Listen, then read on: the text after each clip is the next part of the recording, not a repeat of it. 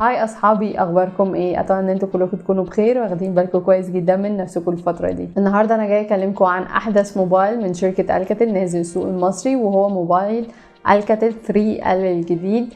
والشركه كمان منزله مع الموبايل دوت موديلين كمان، بس مواصفاتهم اقل شويه، ده يعتبر اعلى واحد فيهم في المواصفات. وقبل ما ندخل بقى في الفيديو بتاعنا ما تنسوش تعملوا لايك للفيديو وسبسكرايب للقناه وتفعلوا زر الجرس. الكاتيل 3L ما يعتبرش اول موبايل اتكلم عليه في القناه هنا من شركه الكاتيل. النهارده بقى انا هكلمكم عن 3L اللي جاي في حدود سعر 2500 جنيه تقريبا.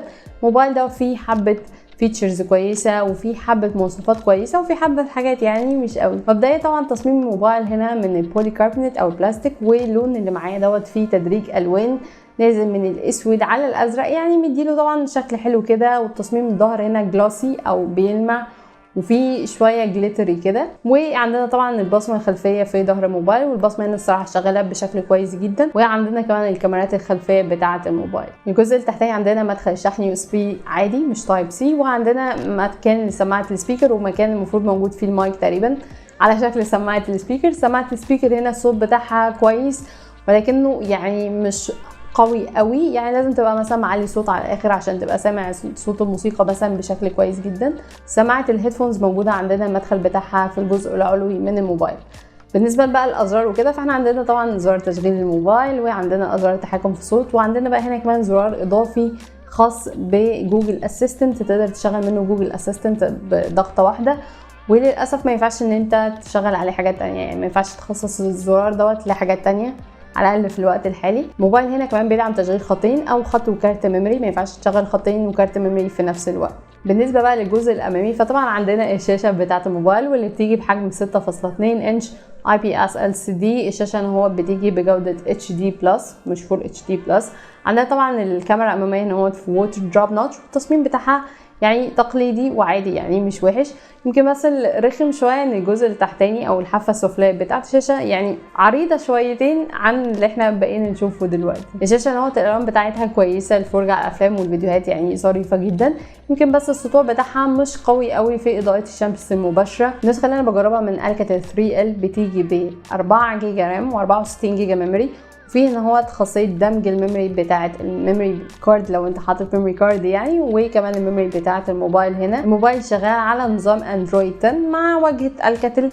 الواجهه ان هو تعتبر من الواجهات اللي هي قريبه جدا من الواجهه الخام، ولكن فيها المزايا اللي احنا بنحبها زي عمل نسختين من تطبيقات التواصل الاجتماعي. الدارك مود متوفر هنا، يعني زي ما قلت لكم برضو عندنا الزرار بتاع اللي هو المساعد بتاع جوجل اسيستنت، فده برضو يعتبر فيتشر موجوده هنا عندنا في الواجهه. وكمان عندنا طبعا خاصيه الفيس انلوك او ان انت تفتح الموبايل ببصمه وشك، والصراحه كانت شغاله ان هو بشكل كويس وتعرفت على وشي بشكل كويس. بالنسبه بقى للمعالج، فده يعتبر يعني من النقط الضعف شويه في الموبايل. هنا الموبايل هنا بيجي بمعالج ميديا تك هيليو بي 22. طبعا المعالج دوت مش اقوى حاجه للناس اللي بتحب تلعب العاب كتيره على الموبايل بتاعها، يعني طبعا المعالج هنا هو بيقدر يشغل لعبه PUBG على اقل اعدادات، وهتبقى كمان مش شغاله معاك بالسلاسه المطلوبه. ممكن تحس ان انت محتاج تنزل عليه مثلا PUBG لايت، وكذلك برضو في لعبه كول اوف ديوتي. يعني صراحه تجربه الالعاب هنا في الموبايل ما كانتش اقوى حاجه. ولكن لو الاستخدام بتاعك سوشيال ميديا بس مش مهتم بحته الالعاب، فلا، كسوشيال ميديا المعالج هنا كان مشغل فيسبوك وانستجرام كانوا شغالين معايا بشكل كويس، وتويتر نفس الفكره.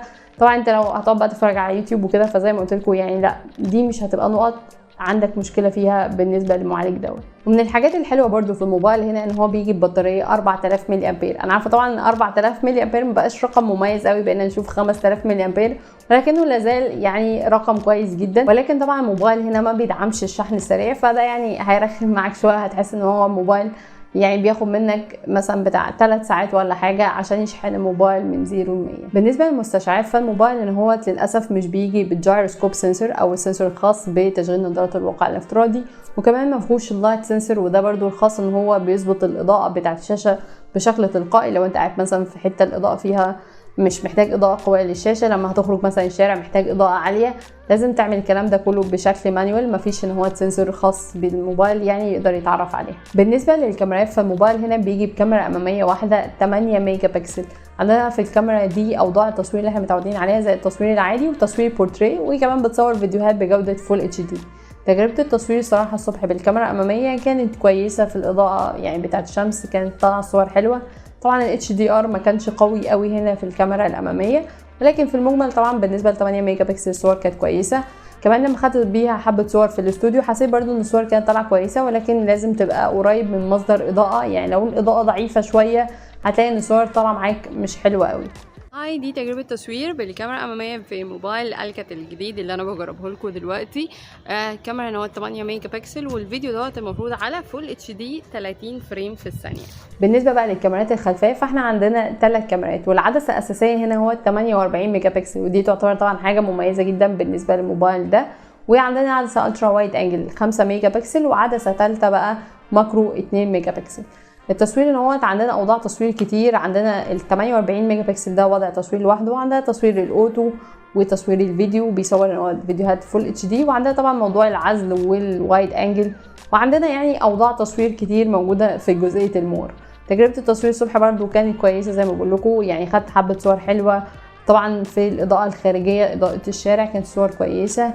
بالنسبه بقى للتصوير هنا في الاستوديو يعني برضو الصور كانت محتاجه شويه اضاءه قويه عشان تطلع معاك نتائج صور حلوه، عشان يطلع معاك تفاصيل وما يطلعش معاك نويز قويه. هاي دي تجربه تصوير فيديو بالكاميرا الخلفيه في موبايل الكاتيل. الفيديو دوت على جوده فول اتش دي 30 فريم في الثانيه. برضو طبعا انا هحاول اتحرك كده عشان اشوف اختلاف مصدر الاضاءه مثلا وكده هيبقى عامل ازاي في الكواليتي بتاعه الفيديو. زي ما قلت لكم شركه الكاتيل منزله موديلين كمان مع الالكاتيل 3L، نازل معاه الالكاتيل 1 اس، ودوت اللي بيجي ب 3 جيجا رام و32 جيجا ميموري، وبرده بيجي بنفس المعالج ميديا تك هيليو بي 22، وطبعا الكاميرا نواه اقل من 48 ميجا بكسل. وفي بقى الالكاتيل 1 في، وده بقى بيجي ب 2 جيجا رام و32 جيجا ميموري، وبرده نفس المعالج اللي هو الهيليو بي 22، وبرده مواصفات كاميرا اقل. في المجمل طبعا الاسعار بتاعت الموبايلات دي متوقع ان هي هتكون اقل من السعر الاساسي بتاع 3L اللي هو في حدود 2500 تقريبا. الالكاتيل 3L بيجي معاه في العلبه الكفر بتاعه، وبيجي معاه كمان الشاحن الاساسي وسلك الشحن طبعا وسماعات هيدفونز، وبيجي معاه كمان سكرين حمايه للموبايل. طبعا الموبايل يعني يعتبر كويس بالنسبه للسعر بتاعه، ولكن يمكن اكتر نقطه يمكن مش حلوه هنا هو المعالج. طبعا اي حد بيحب اداء عالي جدا او بيحب اداء العاب جيمنج كويس هيبقى بالنسبه له صعب ان هو يستخدم معالج مثلا زي البي 22، مش معالج العاب خالص، خصوصا ان في كمان معالجات منافسه في نفس السعر دوت يعني ممكن تديلك اداء العاب اعلى من كده. ولكن بالنسبه لاستخدام سوشيال ميديا، استخدام يومي، مكالمات والكلام ده كله، فالموبايل هيقضي معاك الغرض دوت بشكل كويس. عموما اكتبوا لي في التعليقات ايه رايكم في الالكاتيل 3L، لو معاك السعر بتاعه هتشتريه ولا هتشتري موبايل تاني.